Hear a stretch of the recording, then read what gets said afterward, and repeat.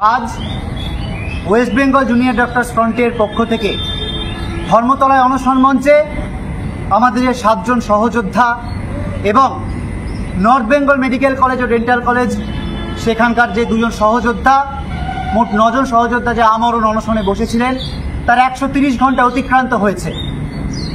ইতিমধ্যে আমরা দেখতে পেয়েছি যে গতকাল সকাল থেকে আমাদের যে সহযোদ্ধা ডক্টর অনিকেত মাহাতো, তার শারীরিক অবস্থার একটা অবনতি আমরা লক্ষ্য করছিলাম।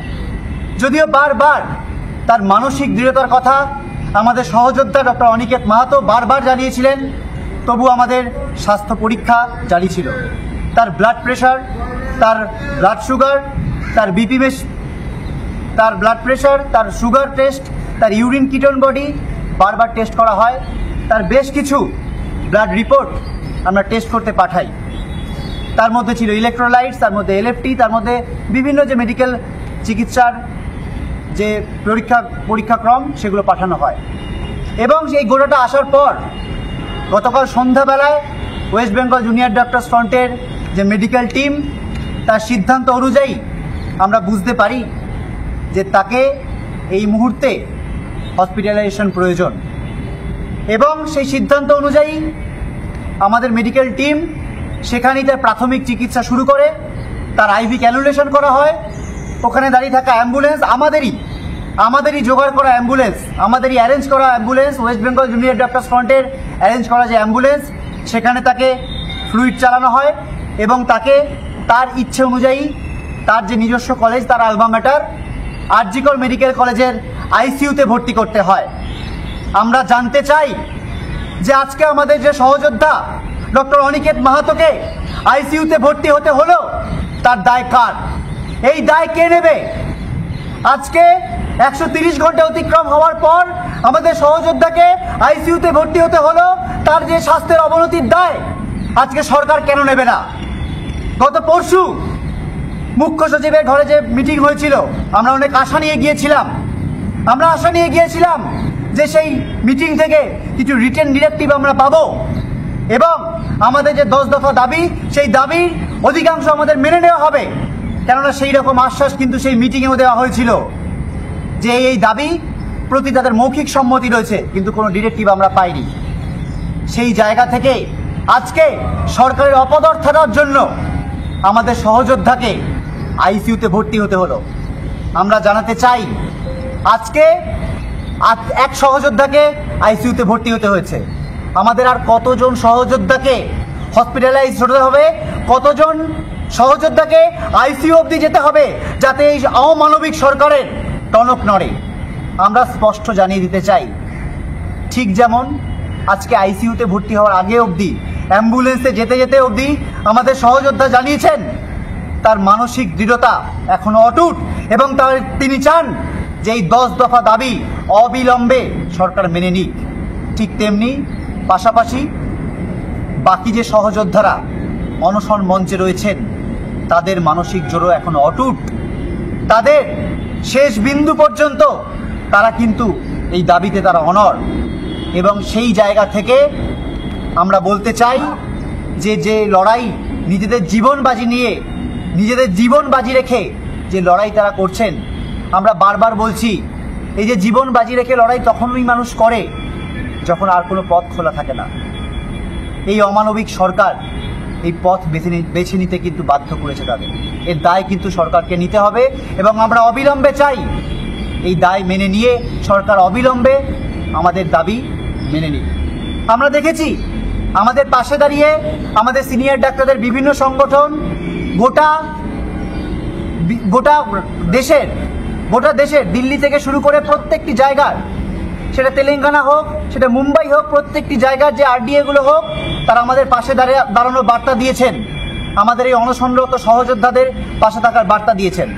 আমরা দেখেছি সাধারণ নাগরিক এই যে আমাদের জীবন বাজি রেখে লড়াই, সেই লড়াইকে নিজেদের লড়াই বলে মনে করছেন। তারা প্রত্যেক দিন এখানে আসছেন, তাদের আবেগ আমাদের ছুঁয়ে যাচ্ছে। এবং শুধু তাই নয়, তারা এই লড়াইয়ের দাবি নিয়ে তারা কিন্তু প্রত্যেকটা জায়গায় কখনো অভয়া পরিক্রমা করছেন, কখনো পুজো প্যান্ডেলে জাস্টিস ফর আরজিকর বলছেন। কিন্তু আমরা দেখলাম তার উপরেও কিন্তু আঘাত নেমে আসছে। আমরা দেখলাম পুলিশ প্রশাসন আমাদেরই সাথী, আমাদের 29 জন, তাদেরকেও আমরা সহযোদ্ধাই বলবো, কেননা যে সাধারণ নাগরিক আজকে আমাদের পাশে দাঁড়িয়েছেন। এই আন্দোলন আজকে শুধু জুনিয়র ডাক্তারদের আন্দোলন নয়, সমগ্র নাগরিক বৃন্দের আন্দোলন। আমরা দেখলাম 29 জনকে ডিটেন করা হলো এবং তাদের মধ্যে 9 জনকে আমরা দেখতে পেয়েছি কোর্টে 18 তারিখ অবধি পিসি দেওয়া হয়েছে, পুলিশ কাস্টডি দেওয়া হয়েছে। আমরা জানতে চাই কিসের ভয়? সামান্য জাস্টিস ফর আরজি কর এই স্লোগান তোলার জন্য নাগরিকদের আজকে জেলে পাঠানো হচ্ছে। এটা কি উচিত? আমরা একে তীব্র ধিক্কার জানাই। আমরা এই কথা বলতে চাই, আমরা কিছু কর্মসূচির কথাও ঘোষণা করতে চাই। আগামীকাল আর নেই, আজকে ভোরের আলো ফুটেছে, অর্থাৎ আজকেই আমাদের যে সহনাগরিক তাদেরকে এইভাবে যে জেলে অ্যারেস্ট করা হয়েছে তাদের পরিবারবর্গের পাশে দাঁড়ানোর জন্য WBJDF এর প্রতিনিধি দল আমরা তাদের বিভিন্ন জনের পাশে দাঁড়ানোর জন্য যাব। এবং তার সাথে আজ বিকেলবেলা আমাদের যে সহকর্মী, যার ন্যায় বিচারের দাবিতে আজকে আমাদের আন্দোলন, 60 দিনের হিসেব আর থাকছে না, 60 দিন পেরিয়েছে, 61 দিন পেরিয়েছে, আমাদের দিনের হিসেব নেই। অভয়ার বাবা মা, আমাদের সহকর্মী অভয়ার বাবা মা, তারাও ধর্নায় বসেছেন তাদের বাড়ির সামনে। সেখানেও ওয়েস্ট বেঙ্গল জুনিয়র ডক্টরস ফ্রন্টের প্রতিনিধি দল কালকে আমরা পৌঁছবো তাদের পাশে। তারা যে একসাথে আমরা যে লড়াই লড়ছি, সেই সংহতির বার্তাটুকু, সেই আবেগটুকু ছুঁয়ে দেখার আমাদের প্রয়োজন আছে। সেই জায়গা থেকে আমরা যাব এবং তারপরে আমরা আরও একটি কর্মসূচির কথা ঘোষণা করছি। আজ বিকেলবেলা আজকে আমাদের যে সহযোদ্ধাকে আইসিইউতে ভর্তি হতে হয়েছে, ডক্টর অনিকেত মাহাতোকে আজকে আইসিইউতে ভর্তি হতে হয়েছে অনশনরত অবস্থায়, এবং আমরণ অনশনরত অবস্থায় আজকে কিন্তু এখানে আরও 6 জন সহযোদ্ধা বসে রয়েছেন এবং 2 জন সহযোদ্ধা নর্থ বেঙ্গলে রয়েছেন। আমরা জানাতে চাই আজ বিকেলে, সেটা সন্ধে 5টা হোক 6টা হোক, আমরা প্রত্যেকে আহ্বান জানাবো যে আজ মহাষ্টমী মহানবমী যে দিনই হোক, যে তিথি হোক, আজকে প্রত্যেকটা মানুষ, এই মহানগরীর প্রত্যেকটা মানুষ আজকে অনশন মঞ্চে আসুন, আমাদের সংহতিতে দাঁড়ান। এই সহযোদ্ধাদের যে জীবন বাজি রেখে লড়াই, তাদের যে মানসিক দৃঢ়তা, তার পাশে দাঁড়ান এবং একটা মহা সমাবেশ আজকে ধর্মতলার মোড়ে হোক। আজকে ধর্মতলার মোড়ে এই মহানগরীর বুকে এক মহা সমাবেশ হোক, যে মহা সমাবেশ থেকে আমরা এই ডাক ছড়িয়ে দিতে পারি যে অভয়ার ন্যায় বিচার, এবং আর একটাও অভয়া যাতে না হয়, সেই ন্যায় বিচারের দাবিতে আমাদের লড়াই চলবে। এবং এই 10 দফা দাবিতে আমাদের যে সহযোদ্ধারা নিজেদের জীবন বাজি রেখে আমার অনশনে রয়েছেন, তার সংহতিতে প্রত্যেকটা মানুষের যে আবেগ, সেই আবেগকে এখানে এনে জড়ো করুন। এবং আমরা এও জানাতে চাই, সেই মহাসমাবেশের পর আমরা বিভিন্ন জায়গায় ছড়িয়ে যাব। আমরা আমাদের যে 10 দফা দাবি, এটা যে আসলে জনগণের দাবি, এই যে বারবার বলা হচ্ছে, এটা শুধু জুনিয়র ডাক্তারদের নিজস্ব দাবি, নিজস্ব কিছু স্বার্থসিদ্ধির দাবি, এটা যে আসলে নয়, সেই মহাসমাবেশ সেটা যেমন প্রমাণ করবে, ঠিক তেমনি আমরা বিভিন্ন লিফলেট, আমাদের লিফলেটের মাধ্যমে বিভিন্ন জায়গায় সেই লিফলেট আমরা পৌঁছে দেব।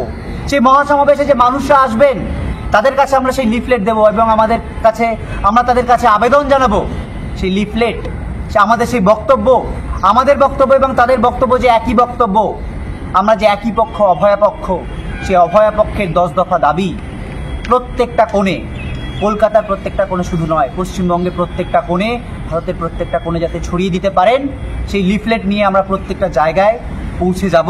এবং সাধারণ নাগরিকবৃন্দ যে মহাসমাবেশে আসবেন তাদেরকেও সেই লিফলেট আমরা সংগ্রহ করার ডাক দিচ্ছি এবং প্রত্যেকটি প্রান্তে আমাদের এই দাবিগুলো ছড়িয়ে দেবার একটা আবেদন আমরা রাখছি। দাবি ত্যাগ এই চ্যানেল কোনো প্রচার করে না, হিংসাত্মক, ক্ষতিকারক বা অবৈধ কার্যকলাপ এই চ্যানেল দ্বারা প্রদত্ত সমস্ত বিষয়বস্তু শুধুমাত্র একটি শিক্ষামূলক উদ্দেশ্যের জন্য। ধন্যবাদ। শুভেচ্ছা টিম আমার বাংলা নিউজ।